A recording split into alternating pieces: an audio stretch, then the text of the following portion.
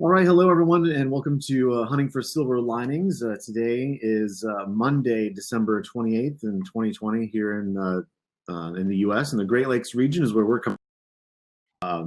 And the Grand Rapids chapter of Startup Grind. We are now featuring we have Hess from Cyprus joining us, and we're really excited to have you join us, my friend. Maybe you could start with a little introduction about your personal background, and then end up where you found Startup Grind. Well, thank you, Corey, for inviting me to your show. It's an honor to be here, and thank you, George. Nice to meet you. Um, I am the director of Startup Grind Nicosia. We started our chapter back in November. We had our first event in November, so we were going through the training and stuff a couple of months before that. So we're a new chapter, but personally, I've been in the entrepreneurship community and let's say circle for a while now.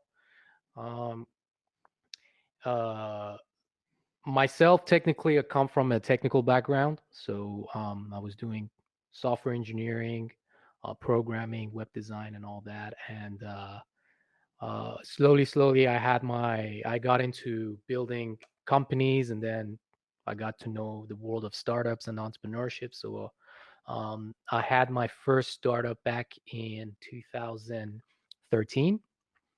Um, and since then till now, I had three startups, which the so yeah, three startups that kind of worked and didn't work, and then I have my fourth right now, which is actually working, and um, we're into advertising, marketing, digital services, and all that.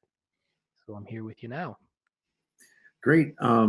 Before we hit record, we spoke a little bit about your personal mindset of being a risk taker and early adopter, of jumping onto things that sound exciting to you without thinking maybe too much about it, right? Can you tell us, have you always been this way? Do you have examples from family? Like, is that how you are, like, got the entrepreneurial virus? Not really. I mean, no one in our family was like that. I just from the early age, I remember is um, I like starting things from scratch.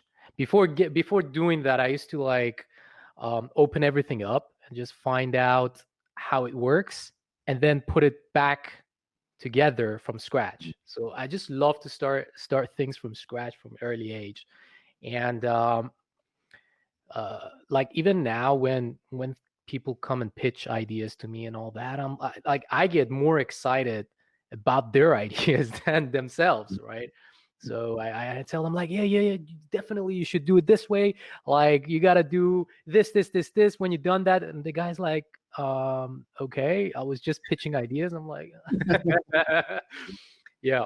So just new fresh things coming out of like borning out of nothing just excite me. So and then when I was just telling you before the show, like you start something, I start something from scratch and then grow it, and it kind of matures up and he finds its, you know, market and all that. After that, because it gets to micromanagement and it gets to operational and, you know, day-to-day operational life, it gets boring for me.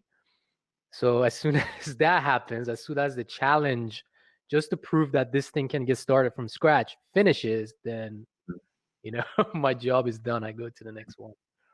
That's great. One of the reasons why we do this program is to help introduce our chapter directors to their fellow brother and sister chapter directors around the globe, because we're a very large organization of ecosystems. The other thing is to start making some deeper connections between regions. So hopefully that spurs some curiosity. So you'll hopefully get some outreach from other chapter directors and regions.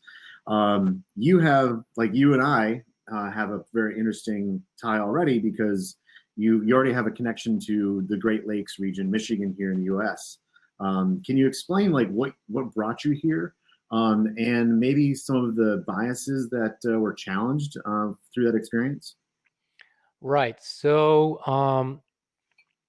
the first time I came to US, I've been to Michigan because I got accepted in Michigan State University, and like my plan for a long time when I was in high school in Cyprus, it was to travel to US. So I got accepted in a bunch of universities. I got accepted in Boston University, Rutgers, Penn State, Michigan State, a bunch of other ones I don't remember. I remember I filled out like 20, 25 applications, which was not a good idea. But then I was thinking like I saw pictures of MSU, and like actually MSU was the last acceptance letter that I got, and I already made my mind to go to Boston, and like I don't know, it's just I opened up the letter and checked it out, and checked out the campus, and like I went to the forums and read about it, and definitely like have being having good parties there as well attracted me as well. And I was like, I'll just something just told me to go. So I traveled. I was in Michigan back in 2010. I did electrical engineering, but I dropped out in the middle, and I came back to Cyprus. Um, it was what I noticed the first day I got to East Lansing was that everybody's so nice, and they say hi out of nowhere. First, I thought like I don't know, maybe because I look really different, and my cockiness came up. It's like because I look different, and darker skin, maybe they like my type and they say hi all the time. But after a while, I realized no, everybody says hi on campus. Everybody is so nice, and they're open to communicate. So that was definitely like I didn't feel that I'm like being a black sheep there. And then once I got to know people from my campus, from my dormitory and all that, my roommate, perfect. It was amazing. Like people there are amazing. A bit too tall, but that's okay. Too tall. We look forward to deepening the relationship between the different communities, and certainly having done some travel helps people, especially chapter directors, find and seek those opportunities, maybe even naturally. That's the other reason why we do this, is to grow those opportunities for collaboration between ecosystems. And when we spoke last week, as just a little pre-conversation to this, you had mentioned, we just like, why are you interested in Cyprus? We are so small. But we know that size doesn't matter, right? Sometimes people think in an ecosystem density means numbers of people, but it's really just energy. And Cyprus is not without energy or influence in startups and getting things started and in business. So I don't know, George, if you have any early questions to get us started on asking about the Cyprus chapter. Very interesting journey. Starting a first startup in 2013, you must have been really in your mid-teens. Which sectors have you been involved in so far? That's one. The second is, being located in Nicosia, you have essentially geographic proximity to an ecosystem that is not very familiar to most outside observers, both in terms of finance and in terms of entrepreneurship. Can you talk a little bit about that as well, please? All right. So about your first question, I had all the startups I had were like about different industries, right? So the first startup I started back in 2013 with a co-founder that I had back in time. It was called Ladybug, and we went head on with home automation. So we kind of not invented, but we created this little box which you could plug in your appliances to that box and then plug that box to the wall, right? And then that would connect to your Wi-Fi at home, and then you could like see your consumption of your devices and appliances, turn on and off your devices and control everything in the house. And that was back in 2013, before home automation just lifted off. But what happened was that we got into Microsoft London wanted to kind of bring us in and take our prototype and study it. But then we were blinded by the competitions we were going to. So back in the time I was going, we were attending a lot of startup competitions, and we actually managed to become top 10 in the world for Imagine Cup Microsoft in Seattle. And we got invited in Seattle. My team members went. I couldn't go because I couldn't get my visa on time. But they went to Seattle, and they I think they became 5th or 4th in the competition. Imagine Cup 2014. It was a big deal. But we got blinded and we got too cocky, and just things didn't work out. We didn't, when I think about it, we don't have a reason why the startup didn't work out, but it didn't. Yes, we had money problems, we had competition coming into the market, we have Samsung, Google Home, and all that coming in, but it's just we were too, let's say, amateurs when we started that. Then we had a little quick startup, which just hold on a sec. Hold on. So yeah. The doctor is asking the question here: was it a question of product, process, or human capital? Sorry again, I didn't hear you. When you look at the post-mortem diagnostic, you want to find out, was it a product issue, a process issue, or a management issue? I would say management. It was definitely Okay. our fault that it died out, because we had potential. The product was really good. The product, wherever we took it, everyone loved it. They all showed interest, and nothing wrong with the product. The capital, and of course you had the first mover advantage, right? You were starting a brand new sector, so you were the brand name to beat, and that's why Microsoft wanted to get you into the fold so you would open the doors for them. Yeah, that was it. But I think what killed us was because the competition, really big names came out back in the time, and we're in our mind, we didn't believe in ourselves. We're how the hell are we going to compete with, let's say, Google, or how the hell are we going to compete with Samsung and all that home automation that was coming out? So we're we kind of escaped it. We're we're not going to face that. We kind of chickened out. That's how I would put it. In more business-like terms, you did all of pain, meaning you did not sacrifice in order to be resurrected. Yeah, we got stuck in the pit. Yeah, so that was that startup. We had it till mid 2015. We had another application in the middle, which it didn't really take off. It was called Felt. Basically, the emotional reaction feature of Facebook. Back in the time, Facebook didn't have it, so we wanted to make an application which you could attach emotions to brands and pages and all that, but it was too vague, so we got out of that.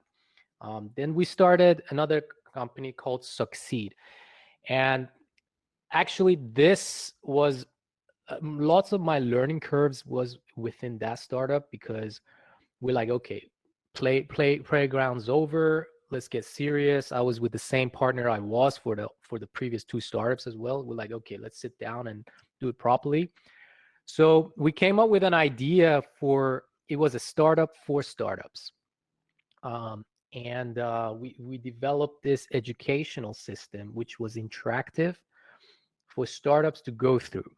I give you an example. Let's say one of our modules within the online platform, educational platform we had, was to find your product pricing, right? And it was taking you through a wizard of asking you questions of okay, put your the price of the product of your competition, the highest priced, lowest priced, and then this and that. Ask you a bunch of questions, and then it would give you a diagram of okay, your product pricing should be between this range. If you go to that area, then you're going to be considered as premium. If you go lower than this, then you're going to go into a price war. it was interactive. It was really nice, but that one actually ended by founders issues. So we had a conflict between the two founders we were, and that killed it. The post-mortem says management. Yeah. Again. Yeah, definitely. All right, let's continue. Next is the one that I currently have. It's been 2 years and it's going great. I started it with another co-founder, new one, a friend of mine. We first, back in 2018, 17, 18, I took a year off and I was like, all right, from 2013, I've been like running this and we've been trying and trying and trying and I'm hitting walls and every mistake you imagine we've done it. Like, I was like, okay, I need a Great break. school. Keep going. Great school. Yeah. I almost gave up, but I was like, okay, before I give up, I'm just going to take a break because mentally I'm exhausted by all this, let's say grinding and failing and grinding and failing. So I took like a 8 months break, and I got really spiritual in that. I was waking up like 5 a.m. in the morning. I was going for runs. I was doing like lots of meditation, a lot of quietness. I just wanted to find out like what is it that I really want. Like, I had to like take a step back and see, okay, I'm here. This is who I am. This is what I'm doing. This is what I've done. What should I do? And the answer was like, just take it easy because you're too hard on yourself. And I was, you're too forceful and you're too hard on yourself. This doesn't work because on the last startup I had, Succeed, the one that failed with my co-founder, I was so exhausted. I was working around 14 to 16 hours a day, nonstop, including the weekends and all that, to improve the product because we thought that the product is the issue, but in reality, it was the market, and it was how you say it, like getting the word out there. So I was working so hard, my gum started bleeding from like working so hard. So like after that, I was like, okay, I gotta take a step back. This is too much. So the realization was that I need to take it easy. And actually, the next idea, the next startup company, whatever you call it, that started, it was so simple. It was so simple. It wasn't like, oh, like a bulb in our head and whatever. I realized for all the startups that I had before, we were always failing in marketing. Like we have great, like I do some good I used to do applications like with good user interface, and like whomever I saw it was like, oh my God, this is really good and all that. But we always had the problem of marketing it and advertising it and getting the word out there. So I was like, any idea that I'm going to start right now, I'm going to be lacking that.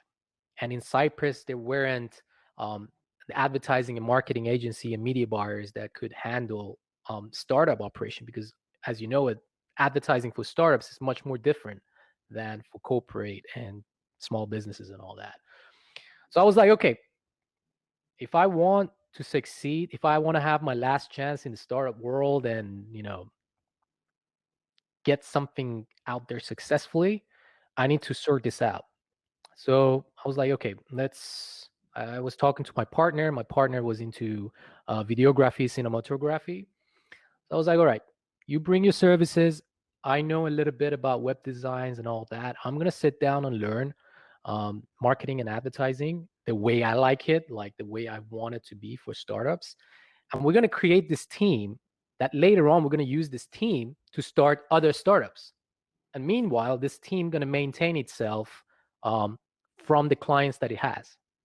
So later on, we also can fund the startups using the revenue of this agency. So it's like a cash cow that gives us, let's say, the comfort of not hitting $0, also giving us the HR for our startups. So we started it.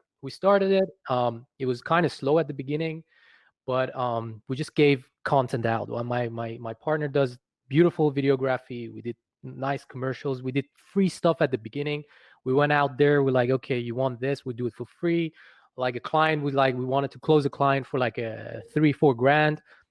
The client wanted for 1 grand, no problem. We do it for you. Like we did that for 6 months.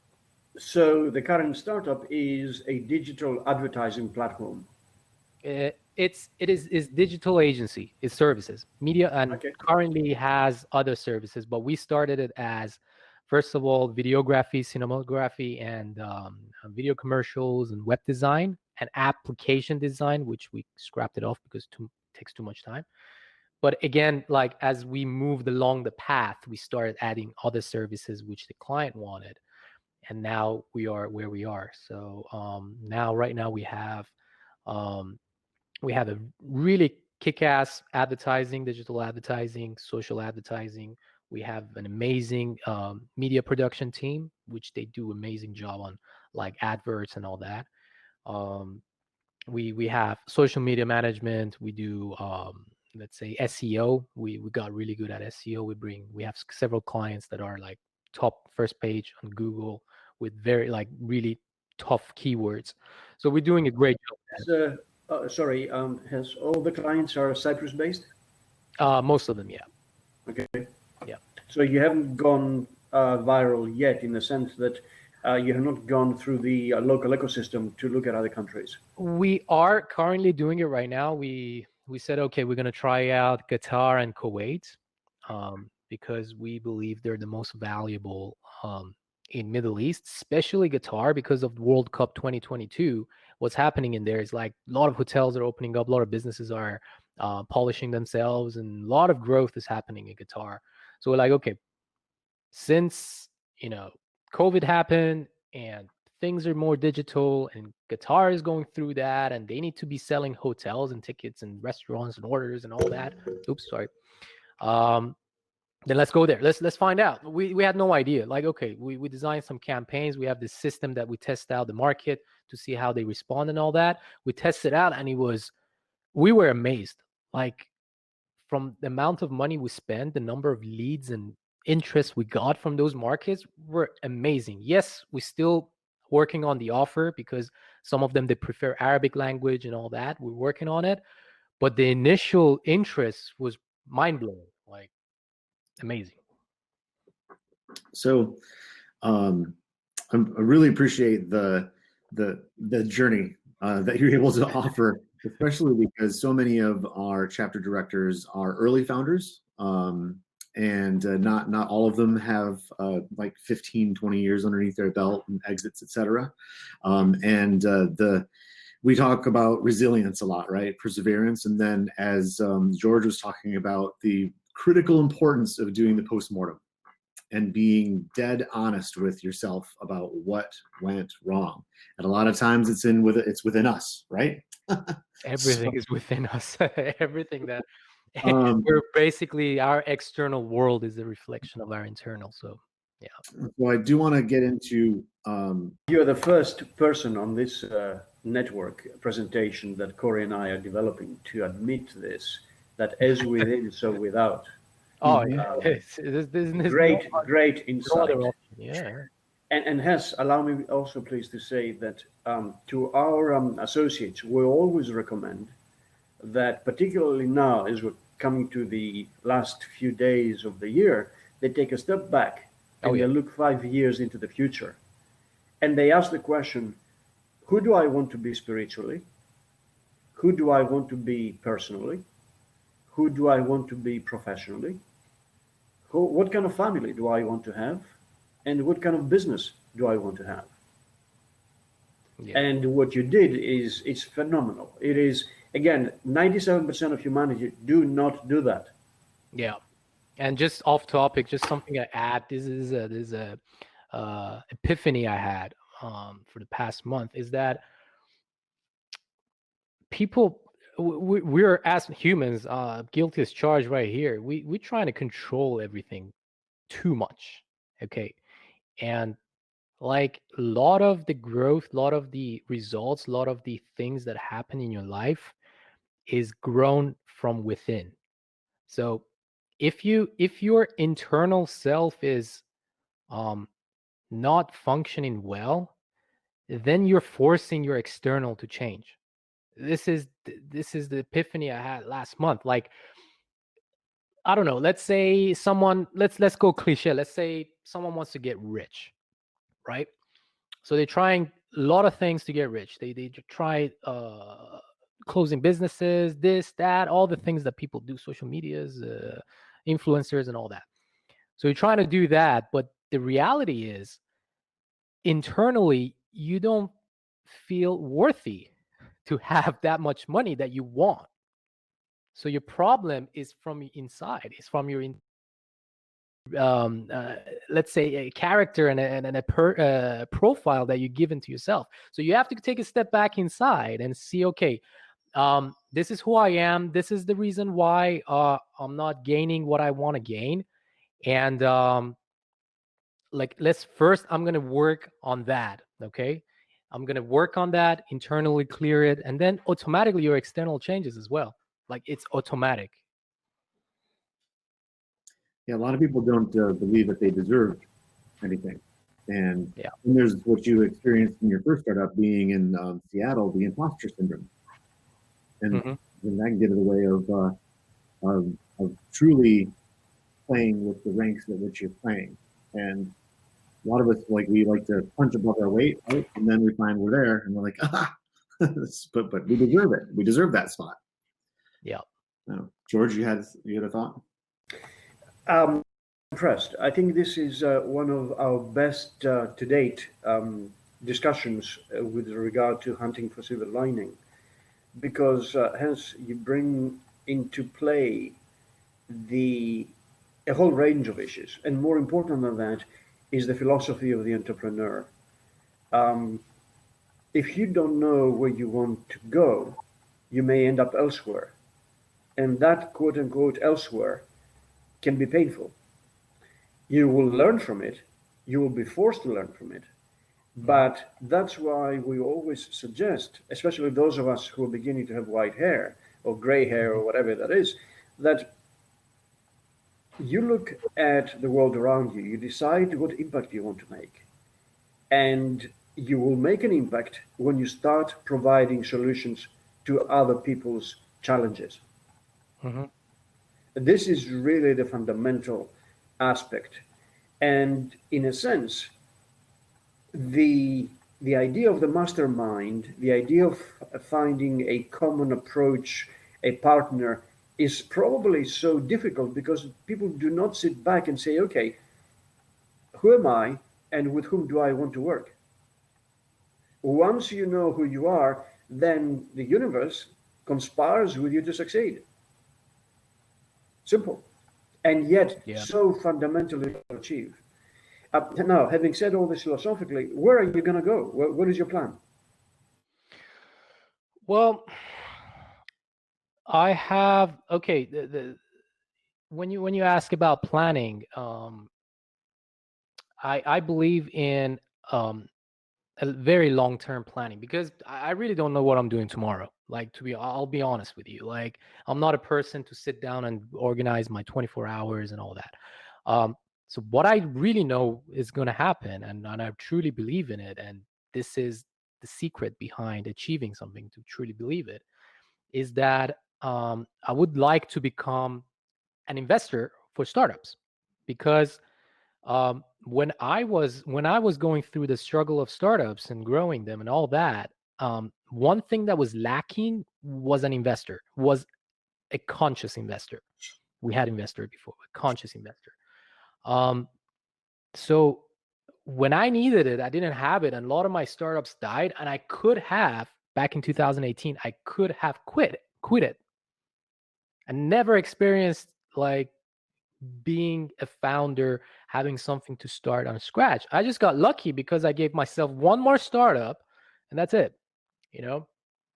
But I want to become a startup investor in the future, when I'm done with raising capital and, you know, educating myself how to invest properly, because I want to give the chance to the people, similar to who I was back in 2014. And also not only give money to them and capital to them, also say, all right, here it is, here is what you're doing wrong, and try to advise them into a shorter path to their success rather than going through failures and having a chance to quit. Because I believe everyone in the world deserves to feel entrepreneurial, deserve to feel that they have created and they have achieved something from their time and from their effort. Well, yes, and here the key issue is sometimes not how to accelerate, but how to not cut corners, Hmm. which is what many young entrepreneurs are trying to do, especially if you think they have a killer app. But I mean, again, congratulations. Thank you for taking the questions and for today's interviews. I mean, No problem. your location is very interesting. Your proximity to the Middle East is going to definitely have an impact. And I think once the vaccine is widely available, I wouldn't be surprised if you end up having a base marketing or strategic somewhere in Abu Dhabi or Qatar or Dubai. Yeah. Thank you. Thank you. I hope that too. That And was something all- else I wanted to add to this, because I feel like you're going to change. We're going to another topic. The last thing I want to add, which is very, very important, like is an important value to keep for all entrepreneurs, is that um, a lot of us aim for money. And this is the reason why a lot of us fail. Because at the end of the day, in order for this product to be successful, you need to be helping people. You need to be giving back before receiving. And aiming for money is not the path you want to take. Like I did the same thing. I wanted, like, okay, I want to make this much money per year, blah blah blah blah. But that's not the thing. You need to um, think, how can you help a group of people to achieve a certain results? And once you do that, and then your price is the money. Yeah, the So money always follows, right? yeah, it's Uh, just the price. If you want to go win a 200-meter run, you don't aim for the medal, you aim for the finish line, and you aim for the run. to your You aim point, for the the medal, you never short, win it. yeah. That's this is a lot of good meat on these bones here for our fellow entrepreneurs, especially as we are rounding the corner into the new year and looking at what we can actually honestly start asking, what does a post-pandemic world look like, and how can we like be part of that architecture? So and so how is Cyprus going to be part of that architecture is where we can go here, because now Cyprus, you have, there's a lot of support for startups there, right? Even though it's a smaller community, you also have a very highly educated talent, correct? We do. So and then you're also, as your current startup is experiencing, since you are at the crossroads of North Africa, Middle East, Europe, you have so much opportunity around you, and you have a lot of places love to come and start there and then expand, right? So Yeah. with all those advantages, what are some of the challenges that Corey, I think you gave a good description about Cyprus. Yeah. But you're missing out a couple of two very attractive points about this island. First is the tax. Plus, we have, on top of the low corporate tax that we have here, which is 12 and a half corporate percent tax. On top of that, we have incentives for startups, which they're bunch of tax discounts and exemptions for startups to start in Cyprus. That's number one. Number two is that it is within Europe, so it is developed, and it is like you don't really feel foreign here, as in, like, I don't know, is a very different. So it's a very familiar space. So this is a big opportunity, and as you said, the location is right in the Mediterranean Sea. It's a very tiny island right in the Mediterranean Sea, which is close to every country around the area, which is excellent. And the weather is like living in Hawaii, getting the lovely weather, being on the beach, low rents, low HR, and enjoy growing your startups. This is what the island offers. However, the movement has been slow because changes happen slowly here, because they're very careful of what's being changed and how is it being changed, and is it going to be in their control. Just a bit amp it up a bit than other countries. And like it happened to Israel many like couple of decades ago, that they got into the culture of investing in startups, and that fear kind of dropped. That fear here hasn't dropped yet, and it needs to drop, because this island has so much opportunity. It has so, like, it can grow and become a entrepreneurship hub of Middle East and Eastern Europe. It's amazing. It has so much potential. Other than that, what's happening right here? We've got some accelerator and incubator starting up. We've got some investors started investing, which is good. We have a couple of startups that had an exit, which kind of boomed in the news, and people are looking into startups now because we had some success stories finally. And like it's and the government is very aligned with startups. They're giving out programs for startups to grow here. There's a lot of, I told you, there's a lot of taxes exemptions. There's a lot of let's say other programs that help startups just settle here properly. And there are funds as well. There's some funds from Cyprus that help startups grow. One thing that we had and we lost it was the passport program. So we had a passport program in Cyprus, and I hope that you don't search on it online, because you're not going to find good results about it. We had a passport program that people could get Cypriot passport for 2.5 million, investment in real estate, blah, blah, blah. But a little part of that program was for startups. Through that 2.5 million, there had to be a 70,000 euros giveaway to startup. So they had to, without getting any equity or anything. So whomever that wanted to come and get the passport, they had to invest 2.5 mil, and then 70,000 euros. They had to put it in a startup and say, there you go, have it, enjoy. And that helped a lot of startups, because they were just applying in the program, and then like a random lawyer would call them and say, hey, you want 70,000 euros? Like, why not?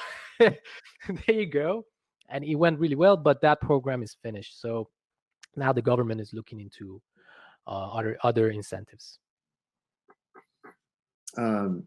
So are there still cash payments for startups that want to get started? Like we've discovered in many other ecosystems, it's fairly easy to get a visa, and then here's $25,000, and here's this resource. You can, I would say you can get that easier from European Union than Cyprus. Because I told you, there's still the fear of investment on startups is not gone yet, but it's on the improvement. And whomever that invest into a proper accelerator incubator program here, with integrating it, that's just an idea I'm putting inside, integrating it with the holiday mood of Cyprus. Having, let's say if they advertise it in the market and say, grow your startup with our accelerator programs and live on a beach. Whomever that does that right now with the correct capital is a big win, because you get people from Lebanon, you get people from Iraq, you can get people from Jordan, Israel, all the Middle Eastern, you get from Eastern Europeans, you get from Europe, you get from Malta, everywhere. Because whomever that came to Cyprus one time, they loved it. And if you say to them, grow your startup here with this accelerator, they're packing baggages. So a lot of what we talk about on this program is opportunities and barriers for investment. And let's say George and I were a young company. We've taken advantage of the network. We've met you, and you've connected us with folks. We have traction now. What you're leading me to believe is because the mindset of the local investor is not just to be handing out money every day. Does that mean that George and I have to make sure that our business is actually a good business first before we go to look for money? And then what are there certain sizes of investments that are easier to be getting or looking for in your local ecosystem? And like what may be the opportunity for outside investors to come in and say, oh, okay, like $100,000 or €100,000, like this is the sweet spot. This is what we really need. Look, a lot of startups. And to add to what Corey is asking, what are the primary sources? Is it going to be friends and family? Are we going to go to angel investors? At what stage do we go to either of these initial sources? Okay, so most of the startups that came through the previous program, I think current as well, yeah, most of the startups that came, they actually bootstrapped. They bootstrapped the way up because the cost of living here is not that high. It's manageable. So if you have some money saved, you can actually start bootstrap something here. And the mentality of the investors, I guess everywhere in the world as well, they want to see some tractions and they want to see some flashy success stories bonded to your startups. That or either they come and say, okay, we give you 50,000 euros and we take 50% of your company. Is either that. Okay. So you definitely don't want to give away 50% equity. So the best way, which I believe I love doing that as well, is bootstrapping. So it's the best place to bootstrap. There are programs, let's say some of the banks here, there are programs that they give out around 10K, 20K as to help, and they take like 1 or 2%. They take you through a program. They connect you with other companies through their network and get you accelerated. Something like a baby version of Y Combinator, right? Mm-hmm. Without that much money and without that big of a network. So it's like a Cyprus version of that. And there are some industries that if you have a startups in that industry, then life is much easier for you. One of them is fintech. Like Cyprus is like a sponge for fintech and finance companies, right? Because we've got a lot of forex companies, trading companies. We've got a lot of headquarters of family offices and let's say VCs and all that. Because of the tax, they have the headquarters in Cyprus. So when you do a fintech, basically you go to their playground and say, oh, look, I've got this startup. They've got the money. They've got a lot of money saved up because of taxes and headquarters. So they take this fintech startups like that. The second market is blockchain and crypto. Like Cyprus, as small as it is very active in crypto and blockchain. We actually had the first university that accepted Bitcoins for tuition, as well as the same university did the first, I think, master degrees on blockchain and crypto. So they're very active here. So if your startups is within that finance and let's say digital finance and all that, then you will enjoy it. The second market, actually there are two markets which they can kind of they stand at the same ground. One is the hospitality market. So you don't need to be innovative, you just have to be like active in the market and offer something attractive. Because it's a tourist country and because it is connected with Greece, and Greece is another tourist country, then those startups are usually paid attention to. And then we've got maritime, which is kind of new. Cyprus, we have a big shipping industry. And maritime, since COVID happened, I was actually interviewing one of my guests 2 months ago, and Paris, his name is Paris, and he was telling me, I asked him the same question. I was like, what is the market inside? What's happening? Which industry is hot right now? And he says maritime. Like, he says because of COVID, transportation is an issue now. Most of the tankers are lying idle, holding on to oil because they're glut. So you have a Uh-huh. shortage on the tanker market, and Exactly. on the Panamax, you don't have enough on new build. Yeah, exactly. And Cyprus, since it's really active, and since it's already started it, they kind of like market accelerator in the region, let's say. So if like Sorry, just one sec. Hess, the Hadjianu family come originally from Cyprus. And Haji yes, and they have been out of the through the shipping and trading in London, very instrumental in helping the island. But I think the tax environment is the driving force, and proximity to major ports. Remember also that we have most of Northern Africa essentially closed because of Libya problems, right? So most of these ports are very difficult to get in and out. right. And the Cypriot community is familiar with that. There are. And there are, like, if you go to the universities here, there are specific programs for this industry. Like, there are people that before they start uni, they know that they're going to go to this industry. There's a lot of engineers that studied as well. So they got the human resource, they've got the knowledge, they've got the experience, and I'm not sure if people invest on it, but if someone with this idea starts here, perfect. There's a higher success chance, let's say, within this industry. Yeah. Thank you. We only have a few minutes left, and I know that George and I are going to want to speak to you after we stop recording for a few minutes, if you can hang on. But a couple last questions. One that's important for us to ask is, as the Startup Grind chapter director there, and even though you're a new chapter director, before we hit record, you were telling me that you have 20, 30 people attending your events online, 45, 50 at the most. That's an incredible local community that you've already been able to generate energy for. And since we are those startup mayors of our ecosystems, we get all the questions and people come to us and we have to tend to our flock, right? So we're interested in hearing some of the successful stories you might have from your community on pivots or opportunists, or maybe let's share with us some of the crises and challenges and advice that if you had to give. The first challenge I've been telling everyone is, like, everyone lost hope.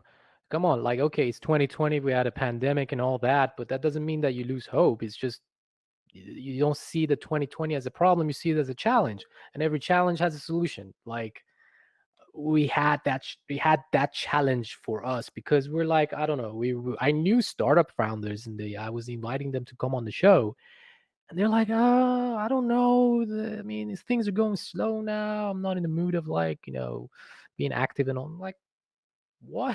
In every challenge, there are other opportunities. So that is the first challenge. And I feel every other director right now that have difficulty getting people on board on the show, because I experienced the same thing.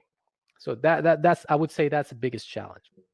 But at the same time, what happened with pandemic is that we do online shows like how we're doing it right now, and that just ups the number of attendees, because in order for the guy to take a shower, get ready, get in the car, come to your event, stay there, blah, blah, blah, blah, they just click on the tablet or phone to just watch you, right? So that is an advantage. That's the opportunity within a challenge. But some success stories. Look, I really don't know what I've done, to be honest, but I had one thing in mind. I just knew, like, I don't know, it's really weird. If you believe in a number that you're going to get for each event, that's the number you get. So the first event I did, first of all, I knew that I had to pass 25 people because Startup Grind required minimum of 25 to graduate from the program. But for some, and then they told me like, okay, in order for 25 people to attend, you got to RSVP 50 people, right? Half of them not going to show up. So I was like, okay, 50 is my number. And I was like, no. Let's be on a safe side. 65 is my number. Sorry, 60. I said 60 is my number. So I'm going head to head with 60. Then I went to my Facebook friends, and I made an Excel sheet, and I put all the names that I thought that are the audience of this show. Then I went for different partners. I knew some accelerator programs. I went to them, partnered with them. They emailed out newsletters about us. I went to the university, the one that I told you about. They're accepting crypto for tuition. I went to them. I had a friend there. He acted interested, but he directed me to another person. That person also sent a newsletter through the university, and on and on and on. And plus, I give you a really good trick. So out of the 60 that I had in my mind, we got 65 people. So I got 5 people more than that, right? Out of those 65 people, we had almost 42 or 3 attending out of the 65 RSVP, 67 RSVP. But one trick, like we had 40, let's say 45 to round it up. Out of the 45, 20 people I got from Facebook. And this is how I did it. So I took my phone, I recorded myself. I looked at the phone and I said, hi, my name is Hess. I'm from Startup Grind Nicosia. We run events for entrepreneurship, entrepreneurial talks and entrepreneurs. We have this guy on board. We're going to talk about this. It's awesome. Join. Saved it. I put $50 to not boost it, but okay, we kind of do some tricks. But even if you boost it, we got 20 people out of that without by spending only a couple of hours. And then the rest of the 20 people, not 50, 20 people out of that. And the rest of the let's say 25 people, I spent 3 weeks gathering them. You see the difference? So after that event, we're like, okay, some of those people that we contacted, we're just going to send them an email and we're not going to chase them, right? The Startup Grind is not chasing us to get 25 people so we can breathe now. So it's like, okay, we send them email. And what we're going to do, we're just going to run these ads for $50. And eventually, I mean, we had our own agency sponsoring, but eventually we get sponsors to sponsor even bigger amounts, like $200, $300. And with $300, with this market of being people hopeless, with $300, you can get 70 attendees. Oh, yeah. Just go natural in front of a camera, say what the event is, introduce, and have people come to you. That's it. Nothing. Well, I know that too complicated. a lot of chapter directors are going to really find this very helpful as they grow their early chapters. And we did graduate a nice cohort this last fall. So congratulations on a successful launch of your chapter in Cyprus. Corey, before in your thoughts, just to help them even more, when they do the campaigns, when they run the ads, the only thing they need to do is just target people interested in startups and entrepreneurship. Nothing else. Don't overcomplicate targeting on Facebook ads.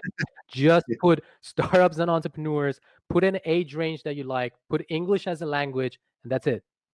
That's all they need to do. Since you're learning so much about marketing, sometimes we fault ourselves by having too wide of a net, right? We're like, well, we want those people too, and those people, and those people. Yeah, it's all right. We dilute our message by that. By doing that. So before I ask my last question, George, do you have any last comments or questions for Hess? Well, we are in the largest concentration of non-salt water on the planet outside Lake Baikal. So we're similar in a sense to where you are. West Michigan is a holiday resort, if you remember. We have beautiful sand dunes. Corey and I always recommend and suggest to our interlocutors that if you need anything that we can provide you with, let us know. We have expertise across products, people, and processes. and we understand innovation. If we can be of any help to you or your ecosystem, please let us know, and we look forward to having you back in Michigan. Much appreciated. Definitely, I'm gonna come and visit.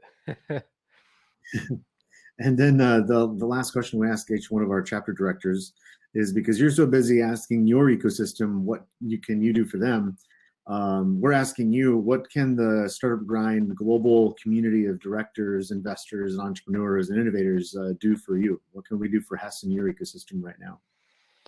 I mean, you Startup Grind already done it. It's the sense of community. It's the sense that, hey, you're not alone. There are a bunch of people out there doing the same thing as you are, and like you can if you want, you can share your story. If you want, you can get a room of whatever people and talk to them privately, publicly, whatever. So the gain is already, I've got it from the community.